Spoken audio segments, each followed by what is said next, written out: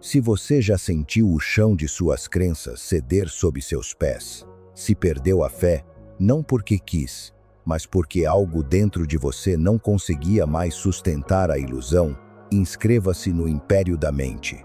Exploramos o que acontece quando os símbolos que antes mantinham seu mundo unido se despedaçam e o que emerge das ruínas. Isto é para aqueles que ousaram questionar tudo, inclusive Deus. Muitas pessoas temem perder a fé. Elas a veem como uma falha moral, morte espiritual ou prova de que se afastaram da verdade. A comunidade religiosa muitas vezes reforça esse medo, tratando a dúvida como pecado e a perda da crença como tragédia. Mas Carl Jung acreditava que algo mais profundo costuma acontecer não a perda de Deus, mas a quebra de uma falsa imagem de Deus. E compreender essa distinção pode ser uma das tarefas psicológicas e espirituais mais importantes que você jamais realizará. Vamos explorar o que significa quando a imagem de Deus se quebra e por que essa quebra pode ser a coisa mais sagrada que já lhe aconteceu. 1. A imagem de Deus não é Deus. Primeiro, precisamos fazer uma distinção crucial que Jung passou décadas esclarecendo. A imagem de Deus não é Deus. A imagem de Deus é o símbolo da psique para significado, ordem, valor último e propósito transcendente. É a representação interna do divino, a imagem, a história, o conjunto de atributos e expectativas que você carrega sobre o que Deus é, o que Deus quer, como Deus opera no mundo. Essa imagem é formada cedo. Ela é moldada pelos pais, cultura, religião, traumas e experiências iniciais de segurança ou perigo. Para alguns, a imagem de Deus é um pai amoroso. Para outros, um juiz severo. Para alguns, uma força abstrata. Para outros, uma presença pessoal. O conteúdo varia muito, mas a função é a mesma. A imagem de Deus organiza o significado. Ela responde à pergunta: o que tudo isso significa? Em que posso confiar? Qual é o fundamento último da realidade? E essa imagem funciona até que deixa de funcionar. Quando essa imagem não se encaixa mais na realidade vivida, a tensão começa. Quando sua experiência do mundo contradiz a imagem de Deus que lhe foi ensinada ou que você construiu, algo precisa ceder. Ou você nega sua experiência para preservar a imagem, ou permite que a imagem se quebre para honrar o que é realmente verdadeiro. Para os empáticos, essa ruptura geralmente ocorre após uma traição, uma profunda injustiça ou um sofrimento prolongado. Eles fizeram tudo certo. Foram gentis, fiéis, amorosos e confiantes. Acreditaram que a bondade é recompensada, que a verdade prevalece, que a justiça existe e que Deus protege os inocentes. E então a realidade entrega uma mensagem diferente. O narcisista não é responsabilizado, ele é promovido. O abusador não é impedido, acredita-se nele. Os fiéis não são protegidos, eles são abandonados. A crueldade prospera enquanto a compaixão sofre. A antiga imagem de Deus, aquela que prometia justiça, proteção, intervenção divina, não consegue explicar essa experiência. Ela não consegue suportar o peso do que realmente está acontecendo. E então ela começa a ruir. 2. A recusa da psique. Jung acreditava que essa ruptura não é regressão, mas sim evolução. É a psique, recusando-se a aceitar o conforto que exige a negação da realidade. Isso é crucial, porque o caminho fácil, o caminho que a maioria das comunidades religiosas incentiva, é o de se apegar ainda mais à imagem de Deus, interpretar o sofrimento como um teste, dizer a si mesmo que não entende o plano de Deus, aceitar explicações que preservem a imagem à custa da sua experiência. Deus age de maneiras misteriosas. Isso está acontecendo por uma razão. Seu sofrimento tem um propósito que você ainda não consegue ver. Você precisa de mais fé. Essas afirmações não são necessariamente falsas, mas, psicologicamente, muitas vezes funcionam como maneiras de evitar a verdadeira crise. A imagem de Deus que lhe foi dada não corresponde ao Deus que você está experimentando ou não experimentando. E é aqui que Jung se distancia da religião convencional.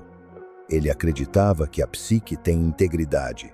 Ela não sustentará um símbolo que se tornou uma mentira, por mais reconfortante que essa mentira possa ser. A psique exige a verdade, mesmo quando a verdade destrói o significado. É aqui que muitas pessoas se sentem abandonadas por Deus. Elas oram e não ouvem nada, clamam e não recebem resposta, procuram sinais e encontram apenas silêncio. E interpretam isso como Deus se afastando, Deus as punindo ou, pior ainda, Deus não existindo. Mas psicologicamente, da perspectiva de Jung, algo mais está acontecendo. O si mesmo está desmantelando um símbolo ultrapassado, não porque o divino tenha desaparecido, mas porque a imagem que você tinha do divino era muito pequena, muito simplista, muito moldada pelas projeções de outras pessoas e não o suficiente pelo seu próprio encontro vivido com o mistério. A imagem de Deus precisa se romper para que algo mais real possa emergir. 3. Certeza como proteção do ego. Aqui é onde a dinâmica psicológica se torna ainda mais reveladora. Personalidades narcisistas frequentemente evitam completamente essa etapa. Elas não deixam a imagem de Deus se romper porque substituem a fé pela certeza. A certeza é um mecanismo de defesa. Ela protege o ego da dúvida, da ambiguidade e da possibilidade aterradora de que você possa estar errado, de que você possa não ter todas as respostas, de que a realidade possa ser mais complexa e mais misteriosa do que suas categorias podem conter. A relação narcisista com Deus ou com qualquer autoridade suprema é transacional e egoísta. Deus se torna um reflexo das necessidades do ego. Deus concorda comigo. Deus me escolheu. Deus valida minha visão de mundo e condena meus inimigos. Não há encontro real, nenhuma vulnerabilidade genuína, nenhuma disposição para ser desafiado ou transformado por algo verdadeiramente diferente. É por isso que o fundamentalismo, em qualquer tradição, é frequentemente narcisista do ponto de vista psicológico.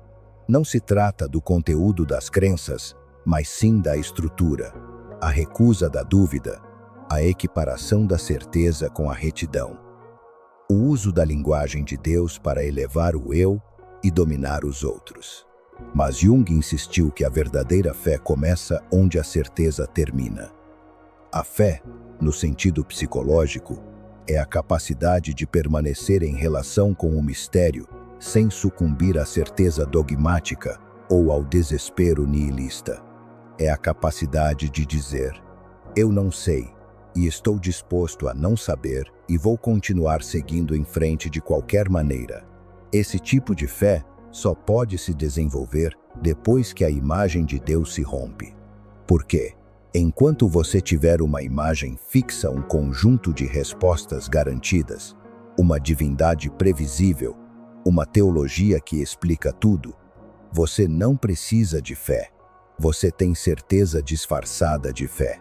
A verdadeira fé surge na ruptura, quando as respostas não vêm, quando as antigas explicações falham, quando você é jogado de volta a si mesmo, sem nada além do encontro bruto com a existência e qualquer verdade que você possa encontrar nos escombros. 4. O colapso na responsabilidade. A ruptura da imagem de Deus força algo que Jung considerava essencial para a maturidade psicológica: a responsabilidade interior. Enquanto uma autoridade externa puder ter significado para você, seja Deus, uma religião, um guru, um pai, uma ideologia, você permanece, em certo sentido, uma criança. Você está terceirizando as questões fundamentais. Você está deixando que alguém ou algo lhe diga o que é verdade, o que importa, o que você deve valorizar e como você deve viver. E há conforto nisso. Há segurança em ter respostas fornecidas, mas também há estagnação, porque você nunca precisa desenvolver sua própria relação com a verdade. Você nunca precisa lidar com o mistério em seus próprios termos. Você nunca precisa assumir total responsabilidade pelo significado que atribui à sua vida. Quando a imagem de Deus se quebra, essa autoridade externa desmorona. Ninguém mais pode carregar significado para você.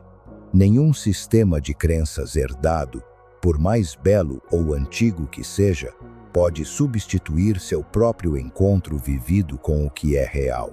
Isso é assustador, absolutamente aterrorizante, na verdade, porque significa que você está sozinho de uma maneira que nunca esteve antes. Não sozinho no sentido de isolado ou abandonado, embora possa parecer assim, mas sozinho no sentido de responsável. Você não pode passar as questões fundamentais para ninguém. Você tem que enfrentá-las sozinho. Mas é também aqui que a verdadeira maturidade psicológica e espiritual começa. Desse colapso, emerge uma relação mais madura com o divino, se o divino ainda fizer parte do seu vocabulário, ou uma relação mais madura com o significado, com a verdade, com a própria existência.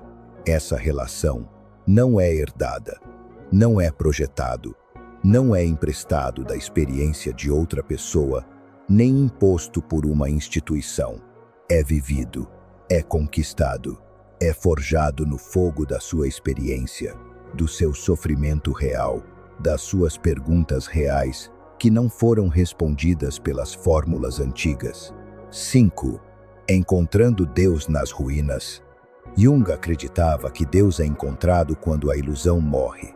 Não o Deus polido e higienizado da manhã de domingo, mas o Deus que te encontra na escuridão, no silêncio, nos lugares onde todas as suas categorias falham e todas as suas certezas se dissolvem.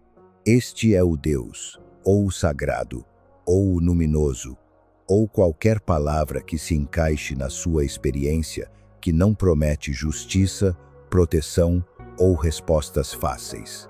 Esta é a realidade que permanece quando tudo o que você pensava saber foi arrancado de você. E, paradoxalmente, é aqui que a fé se torna real. Não a fé como crença em um conjunto de proposições. Não a fé como adesão à doutrina, mas a fé é a capacidade de permanecer presente ao mistério, de manter-se em relação com aquilo que você não pode controlar ou compreender completamente, de confiar em algo mais profundo do que a necessidade de certeza do seu ego. A fé que sobrevive à quebra da imagem de Deus é mais silenciosa. Ela não se anuncia, não exige concordância ou validação, não divide o mundo entre crentes e hereges. É mais humilde, porque sabe que não tem todas as respostas. Sabe que toda a imagem do divino é parcial, provisória e moldada pela limitação humana. E é psicologicamente honesta. Não nega o sofrimento para preservar uma teologia bonita. Não ignora a injustiça para manter a crença na justiça cósmica. Ela olha diretamente para o que é verdadeiro, a beleza e o horror, o significado e a falta de significado, a presença e a ausência, e não hesita. Esta é a fé madura. Não a fé de uma criança que nunca foi questionada, mas a fé de um adulto que questionou tudo e ainda escolhe permanecer em relação com o sagrado, não porque seja confortável, mas porque é real. 6. O que realmente desmorona, eis a percepção final e libertadora de Jung. O que desmorona não é Deus, mas a versão dele criada pelo ego. O Deus que deveria recompensá-lo por ser bom, protegê-lo do mal, dar sentido ao sofrimento, punir seus inimigos e validar sua visão de mundo, esse Deus nunca foi Deus. Era uma projeção, uma construção psicológica. Um símbolo que serviu a um propósito de desenvolvimento, mas que, em última análise, teve que se quebrar para que você pudesse encontrar algo além de sua própria necessidade de controle e certeza. Quando essa imagem se estilhaça, parece que você está perdendo Deus. Mas você não está perdendo Deus. Você está perdendo a versão de Deus que você criou ou que foi criada para você, para gerenciar seu medo, organizar seu significado e manter a realidade à distância. O que se revela na ruptura é o vazio, que é uma experiência humana válida, ou a presença de um tipo diferente. Não a presença que você esperava ou exigia, mas uma presença que não precisa da sua crença para existir. Isso não muda com base na sua aprovação ou compreensão. Simplesmente é, independentemente de você conseguir encaixá-la nas suas categorias. Algumas pessoas emergem dessa ruptura como ateias, e Jung respeitaria isso, porque o ateísmo honesto é psicologicamente superior à fé desonesta. Mas algumas pessoas emergem com uma relação com o sagrado que é mais real do que qualquer coisa que tiveram antes. Não porque encontraram novas certezas, mas porque aprenderam a viver com a incerteza sagrada. Não porque obtiveram respostas melhores, mas porque aprenderam a viver dentro das perguntas sem desmoronar. Se a sua imagem de Deus está se rompendo, se as crenças que você herdou não se sustentam mais, se as orações que você aprendeu não alcançam mais o que você pensava que estava ouvindo, se tudo o que lhe disseram sobre o divino não corresponde mais ao que você está realmente experimentando, você não está se afastando da verdade. Você pode estar se aproximando dela. A obra de Jung nos permite deixar morrer as imagens falsas. Parar de fingir que entendemos o que não entendemos. Parar de defender símbolos que não servem mais ao nosso encontro real com a realidade. E confiar que o que emerge dessa ruptura seja uma nova relação com o sagrado ou uma relação mais honesta com a incerteza, será mais real do que qualquer coisa que herdamos. Se você está navegando por esse território, se está em meio às ruínas e tentando descobrir o que, se é que algo, resta, inscreva-se no império da mente. Exploramos o que acontece quando todas as respostas herdadas falham, e você precisa encontrar a verdade em seus próprios termos. Não porque seja fácil, mas porque é o único caminho para a integridade psicológica e espiritual. Obrigado por sua coragem. La ruptura é dolorosa, mas o que nasce dela é seu de uma forma que nada que lhe seja dado de bandeja jamais poderia ser.